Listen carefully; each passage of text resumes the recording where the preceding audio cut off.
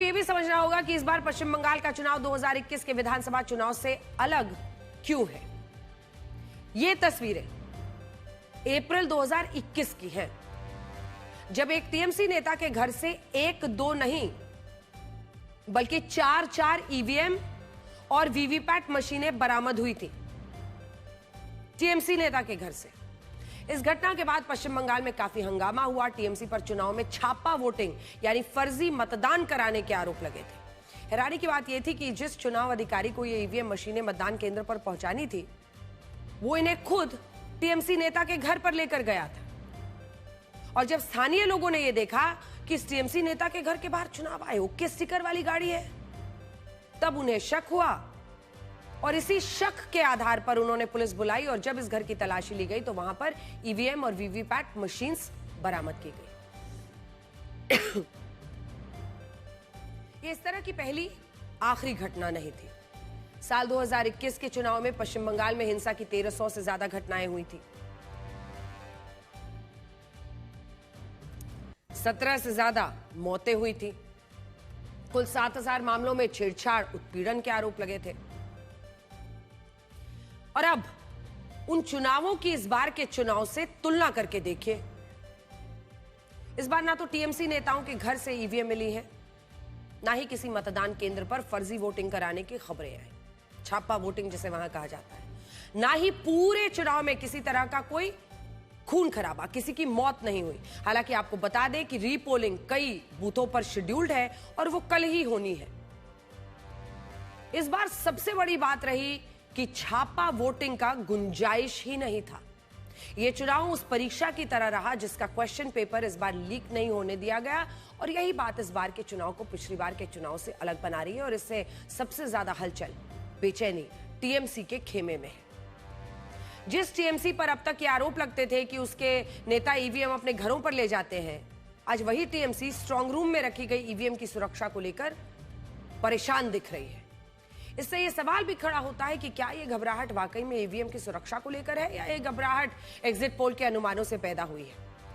हालांकि हम किसी भी एग्जिट पोल की गारंटी नहीं देते हैं। हम बीते दिन से आपको बता रहे हैं कि जितने भी एग्जिट पोल हैं वो आपके सामने है। 2 एग्जिट पोल कह रहे हैं कि टीएमसी की सरकार बनेगी, बाकी सारे के सारे कह रहे हैं बीजेपी की सरकार बनेगी। नतीजा जनता का होगा और वो फैसला 4 मई को यानी परसों 4 मई को सोमवार को आने वाला है।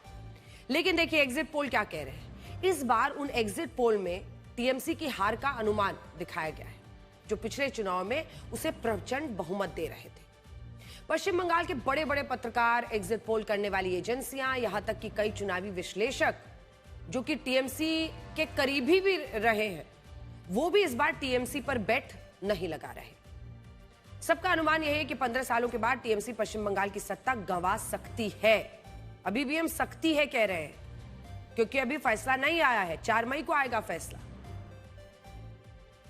तो कई लोग मानते हैं कि हां, बीजेपी को इस बार मौका मिल सकता है। लेकिन बड़ी बात क्या है, वो ये कि जब इस तरह का माहौल बना है, तब उसी माहौल में टीएमसी ने स्ट्रांग रूम को बड़ा मुद्दा बनाया। पूरे पश्चिम बंगाल में कुल 77 काउंटिंग सेंटर्स बनाए गए हैं, जिनमें 294 स्ट्रांग रूम है। स्ट्रांग रूम क्या होता है? उस कमरे से होता है जहां वोटिंग के बाद ईवीएम, बैलेट बॉक्स सबको अलग अलग रखा जाता है। अब भी पश्चिम बंगाल में इन स्ट्रांग रूम्स के लिए 3 लेयर का सुरक्षा घेरा है। केंद्रीय सुरक्षा बलों के लगभग 20,000, पश्चिम बंगाल पुलिस के 7,500 जवान सब तैनात किए गए।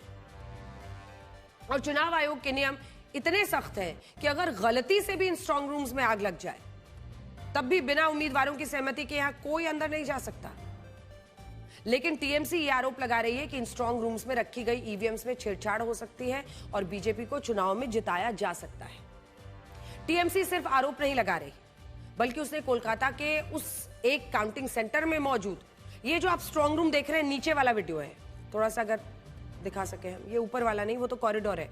नीचे आप देख रहे हैं ऐसे रैक्स बने होते हैं और उसमें ईवीएम के ये डब्बे पड़े होते हैं और ये सब कुछ सीसीटीवी की निगरानी में रहता है। ये बाहर में पोस्टल बैलेट्स को छांटा जाता है। हर जिले से पोस्टल बैलेट वो लोग होते हैं जो सरकारी कर्मचारी अपना वोट डालते हैं, वो पोस्टल बैलेट भेजते हैं। तो इलाके के हिसाब से उन पोस्टल बैलेट्स को, जो कि बंद रहते हैं, उनको छांटा जाता है, सेग्रीगेशन। और ये भी सारे जो उम्मीदवार हैं न सिर्फ कांग्रेस, बीजेपी, टीएमसी, लेफ्ट, बल्कि जो इंडिपेंडेंट उम्मीदवार भी हैं, उनके भी एजेंट्स को बुलाने के बाद उनको मेल बाकायदा गया, उनको बुलाया गया और तब ये किया जा रहा है। एक काउंटिंग सेंटर का ये वीडियो आया, एक काउंटिंग सेंटर में मौजूद स्ट्रांग रूम का सीसीटीवी वीडियो सोशल मीडिया पर डाला गया, जिसे पहली नजर में देखने पर ऐसा लगता है कि वाकई स्ट्रांग रूम में घुसे हैं लोग, क्योंकि नीचे आपको स्ट्रांग रूम्स दिख रहा है। उन्होंने वोटों में धांधली शुरू कर दी है, बैठ के सब वोट का क्या कर रहे हैं, लेकिन ये भ्रम फैलाया गया। खुद टीएमसी भी इस सीसीटीवी वीडियो को दिखाकर यही आरोप लगा रही है कि जिस पर कोलकाता में कल रात 12 बजे तक खूब हंगामा हुआ था। मुख्यमंत्री ममता बनर्जी खुद भवानीपुर के एक स्ट्रांग रूम में पहुंची। उन्होंने अपने सभी कार्यकर्ताओं को सतर्क रहने के लिए कहा, और ये सब देखकर आपको भी लग सकता है कि पश्चिम बंगाल में टीएमसी को हराने के लिए कोई साजिश रची जा रही है। शायद आप में से कुछ लोगों ने भरोसा भी कर लिया हो कि भाई ये लोग क्या कर रहे हैं बैठकर, लेकिन क्या आप जानते हैं कि जिस सीसीटीवी वीडियो पर इतना हंगामा हुआ, इस वीडियो में दिख रहे लोग किसी पार्टी से हैं ही नहीं। कोलकाता की district election officer Smita Pandey के मुताबिक जो लोग स्ट्रांग रूम में नजर आ रहे हैं वो चुनाव अधिकारी हैं। दूसरी बड़ी बात, जिस स्ट्रांग रूम का वीडियो डाला गया उस स्ट्रांग रूम में ईवीएम रखी ही नहीं गई है। ईवीएम वाले स्ट्रांग रूम तो नीचे दिख रहे हैं आपको वीडियो में। यानी ईवीएम से छेड़छाड़ का टीएमसी ने जो दावा किया उसे चुनाव आयोग ने फेक न्यूज बता दिया। ये देखिए, चुनाव आयोग के मुताबिक कोलकाता नॉर्थ के सभी 7 काउंटिंग हॉल्स पहले ही सील किए जा चुके थे और उनके बाद उन्हें खोला ही नहीं गया है। ये काम भी सभी पार्टियों के उम्मीदवारों और उनके एजेंट्स की मौजूदगी में हुआ, जिनमें टीएमसी के उम्मीदवार और एजेंट्स भी शामिल हैं। इसके बाद इन्हें यह बताया गया था कि जो पोस्टल बैलेट हैं उन्हें 30 अप्रैल को शाम 4 बजे छांटकर अलग किया जाएगा जिले के हिसाब से, क्योंकि भाई सभी जगह के होते हैं तो हर जिला, क्योंकि जहां जहां की सीट है वहां के लिए अगर पोस्टल वो बैलेट है, वोट है, तो उसको उस जिले में जोड़ने के लिए भेजा जाएगा, सबको अलग किया जाता है। ऐसा इसलिए होता है क्योंकि जो वोट डाक के जरिए आते हैं या जो वोट बुजुर्गों के घर जाकर लिए जाते हैं वो मिक्स होते हैं, उन्हें वोटिंग से पहले छांट कर अलग किया जाता है। और ये हर चुनाव में होता है, हर काउंटिंग सेंटर पर होता है। इसका ईवीएम से कोई वास्ता है ही नहीं। ईवीएम तो बैलेट पेपर से बिल्कुल अलग रखी जाती है, लेकिन इस मामले में टीएमसी ने यह आरोप लगा दिया कि ईवीएम से छेड़छाड़ हो रही है, स्ट्रांग रूम में खिलवाड़ हो रहा है, स्ट्रांग रूम में संदिग्ध लोग हैं। यह भी कहा गया कि सीसीटीवी वीडियो में जो लोग दिख रहे हैं वो बीजेपी के हो सकते हैं। यह भी सच नहीं है। चुनाव आयोग के मुताबिक जो लोग पोस्टल बैलेट को छांट रहे थे वो उसके अधिकारी थे। सबसे बड़ी बात है कि जिस सीसीटीवी कैमरे पर यह विवाद खड़ा हुआ वो सीसीटीवी वीडियो चुनाव आयोग ही उपलब्ध कराता है। अब वो जो वीडियो लगातार दिखा रहे हैं स्क्रीन पर, उस वीडियो में वो संदिग्ध काम कराएंगे। स्ट्रांग रूम के अंदर जो सीसीटीवी कैमरे लगाए जाते हैं उनकी लाइव फीड बाहर बैठे जितने एजेंट्स होते हैं तमाम पॉलिटिकल पार्टीज के, चाहे बीजेपी के हो, टीएमसी के हो, कांग्रेस के हो, लेफ्ट के हो, इंडिपेंडेंस के हो, सारे एजेंट्स बैठे होते हैं। 24 घंटे उनको सीसीटीवी अंदर का मिलता रहता है। और टीएमसी ने भी वहीं से इस वीडियो को हासिल किया और इस पर यह बवाल हुआ। अब आप सोचेंगे कि ऐसा करने से टीएमसी को क्या हासिल होगा। तो इस तरह के ज्यादातर विवाद अक्सर तब किए जाते हैं जब राजनीतिक पार्टियां अपने कार्यकर्ताओं, अपने समर्थकों तक ये संदेश पहुंचाना चाहती है कि उन्हें हराने के लिए कॉन्स्पिरेसी, साजिश रची जा रही है। इससे पार्टी का कार्डर एक्टिव होता है। अगर चुनाव के नतीजे थोड़ा भी इधर उधर होते हैं तो कार्यकर्ता सीधे इसे साजिश मान लेते हैं। यानी पार्टी अपने कार्डर का भरोसा जीतने के लिए और रखने के लिए, बनाए रखने के लिए सारा दोष ईवीएम पर डाल देती है। और ये पहले भी कई बार हो ही चुका है, आप भी इसके गवाह हैं। 22 में जब उत्तर प्रदेश में विधानसभा के चुनाव हुए तब समाजवादी पार्टी ने स्ट्रांग रूम में रखी ईवीएम में गड़बड़ी के आरोप लगाए थे। पूरे उत्तर प्रदेश में काउंटिंग सेंटर के बाहर समाजवादी पार्टी के कार्यकर्ताओं का जमावड़ा लगने लगा था। मेरठ से समाजवादी पार्टी के उम्मीदवार योगेश वर्मा तो दूरबीन से स्ट्रांग रूम पर नजर रखे हुए थे। ये देखिए, उस वक्त समाजवादी पार्टी ने अपने कार्यकर्ताओं और नेताओं में ऐसा माहौल बना दिया था कि अगर पार्टी हारी तो वो और उनके फैसले का दोष नहीं होगा, बल्कि ईवीएम में गड़बड़ी जिम्मेदार होगी। और बाद में ऐसा ही हुआ। जब समाजवादी पार्टी इन चुनाव में हार गई तो उसने सारा का सारा दोष ईवीएम पर डाल दिया और इससे कार्यकर्ताओं का भरोसा अपनी पार्टी पर बना रहा। उन्हें यही लगा कि पार्टी ने तो सही चुनाव लड़ा, ईवीएम ने चुनाव हरा दिया। और यही चीज 2017 के पंजाब विधानसभा चुनाव में आम आदमी पार्टी ने की थी, 2018 के मध्य प्रदेश चुनाव में कांग्रेस ने की थी, 21 के चुनाव में पश्चिम बंगाल ने, टीएमसी ने की थी। यानी एक पैटर्न है और यह पैटर्न कई राज्यों में अपनाया गया। इसका फायदा यह होता है कि अगर पार्टियां जीत जाती हैं तो उसके बाद से ईवीएम पर चुप्पी। जैसे ममता बनर्जी ने भी पिछली बार जब वो 21 में जीत गई तो उसके बाद ईवीएम पर कुछ नहीं कहा, लेकिन अगर हार जाती हैं ये पार्टियां तो अपने काडर को ये बताती हैं कि चुनाव तो उन्होंने जबरदस्त लड़ा, चुनाव जीता हुआ था उनका, सबने कह दिया था कि आप ही जीत रहे हैं, लेकिन ईवीएम की गड़बड़ी ने उन्हें हरा दिया। और आपको यकीन नहीं होगा कि आज तक कई चुनाव में स्ट्रांग रूम्स में रखी ईवीएम में गड़बड़ी के आरोप लग चुके हैं, लेकिन इनमें से एक भी आरोप आज तक कभी भी साबित हुआ ही नहीं है। और अभी ऐसा लगता है कि पश्चिम बंगाल में भी इसी पैटर्न को दोहराया जा रहा है।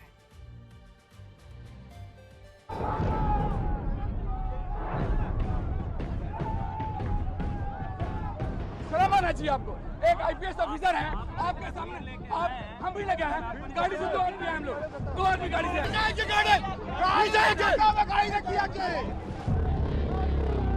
Calcutta Police! By Calcutta Police, we need to air!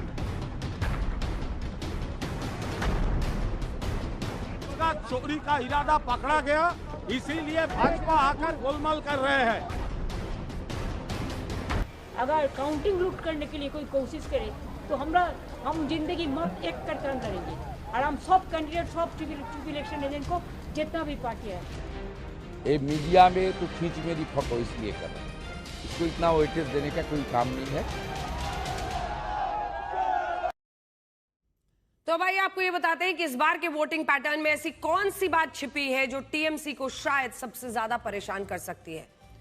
अब तक तो आपने यही सुना होगा कि पश्चिम बंगाल में बम्पर वोटिंग हुई है, लेकिन आज मैं आपको स्क्रीन पर दिखाना चाहती हूं कि जो एक अलग ही कहानी ये नंबर्स बता रहे हैं। तो हमने इस नंबर को आपके लिए सरल तरीके से समझाया है, आप बस मेरे साथ नजर रखिए जहां भी मैं आपको बताती हूं कि आपको देखना है। 2006 जब ये 81.97% वोटिंग हुई थी तो वोट करने वाले बढ़े थे इतने, इस पर नजर रखिएगा, 28,27,000। ठीक है, अब आप आ जाइए, रेड कर लेते हैं। साल 2011 में जब ममता बनर्जी की सरकार बनी, ठीक है, 2011 में वाम दलों का उन्होंने खात्मा कर दिया, तब वोटिंग कितनी बढ़ी थी, वोट करने वाले कितने बढ़े, 84.33% वोटिंग हुई थी, वोट बढ़े 79.83 लाख, यानी 79,83,000। ठीक है, मतलब ज्यादा वोटर टर्नआउट, जब 80 लाख के आसपास वोटर बढ़े तो ममता बनर्जी ने सरकार पलट दी थी। ठीक है, अब आप आ जाइए साल 2016 में, वो बरकरार रखती हैं वापसी, प्रो इनकम्बेंसी उनके फेवर में ही गया। इस बार कितने लोग ने 82.66% वोटिंग हुई। इस बार एब्सोल्यूट नंबर में मतलब कितने मतदाता बढ़े तो 70,43,000, ये घट रहा है। उसके बाद से आप देखिए जब साल 2021 में आप आइए तो वोटिंग हुई 81.56%, कितने एब्सोल्यूट नंबर में बढ़े 53,65,000, ये घटता जा रहा है। ठीक है, और इस बार जो आप देख रहे हैं आपको बम्पर वोटिंग बताया जा रहा है, उसमें दरअसल एब्सोल्यूट नंबर में कितने वोटर बढ़े हैं 35,62,000। कई लोग इसके लिए मानते हैं कि जो कई लोग मृत थे वहां पर और उनके नाम पर छापा वोटिंग होता था, कई अन्य वजह होती थी जिसकी वजह से इतने सारे वोट पड़ जाते थे, लेकिन जब ये एसआईआर हुआ है और वोटर्स का नंबर गिरा है उसके बाद से ये 35 लाख के करीब हो चुका है। तो ये अपने आप देखिए, और ये वाला जब आप देखेंगे तो कई जगहों पर वोटर्स घटे भी हैं, लेकिन कुल मिलाकर बड़ी स्थिति यही है। अब मैं आपको जल्दी से एक बार ये ऐसे करके दिखा देती हूँ जिससे आपको समझ में आ जाएगा। देखिए, पहली बार में 28 लाख बढ़े एब्सोल्यूट नंबर, फिर 79 लाख बढ़े 2011 में जब ममता आई, फिर 70,43,000 बढ़े जब 16 में वो फिर से आ गई, फिर से जब वो आई 2021 में तो 53 लाख बढ़े, और फिर इस बार 35 लाख वोटर ही बढ़े हैं। तो इससे आप अंदाजा लगा सकते हैं कि क्या स्थिति फिलहाल दिखाई। ये बात तो सही है कि इस बार पश्चिम बंगाल में वोटिंग हुई है और जो वोटर्स हैं इस बार पश्चिम बंगाल के चुनाव में आजादी के बाद सबसे ज्यादा मतदान हुआ है, लेकिन इस बात को समझना भी कि जरूरी है कि एब्सोल्यूट नंबर में मतलब वोटर की जो गिनती है उसमें कितना इजाफा हुआ है। तो इसका आप आकलन खुद से करिए, 92.94% जरूर हुआ है, लेकिन 35 लाख ही ज्यादा लोग बढ़े हैं। अब इसका मतलब यह हुआ कि जब टीएमसी पिछले 3 चुनाव में जीती तब हर चुनाव में औसतन 50 से 70 लाख लोगों ने ज्यादा वोट डाला, लेकिन इस बार ये नंबर 35,62,000 है। और इससे ये सवाल उठता है कि एब्सोल्यूट नंबर्स में वोट डालने वाले लोग बढ़ते थे तब टीएमसी को फायदा होता था, क्या वोट घटा है एब्सोल्यूट नंबर में, तो ये संख्या किसके हक में जाएगा? क्योंकि वही बात जो बार बार आपने देखा होगा, बीजेपी आरोप लगाती है कि कई जगहों पर छापा वोटिंग होने की वजह से एक फायदा टीएमसी को मिलता था, और यही आरोप वो लगाते हैं, इसी वजह से वोटिंग ज्यादा होती थी, वो सरकार में आती थी। अब छापा वोटिंग खत्म हो गया है तो इस बार बाजी पलटने की संभावना है। ये वोटों का वो गणित है जो 4 मई के नतीजे तय करेगा, और माना जा रहा है कि एब्सोल्यूट नंबर्स में वोटर्स की संख्या घटने से टीएमसी की मुश्किलें बढ़ सकती हैं। या तो उसकी सीटें बहुत कम हो जाएंगी, या वो बिल्कुल दूसरी तरफ हो सकती है, और ऐसा भी मुमकिन है कि बीजेपी जीते, और ऐसा भी मुमकिन है कि टीएमसी जीते। जनता फैसला देती है। फैसला आपको सबसे तेज सुबह 6 बजे से आज तक पर दिखेगा। मंडे को हमारा अपॉइंटमेंट है आपसे सुबह 6 बजे से।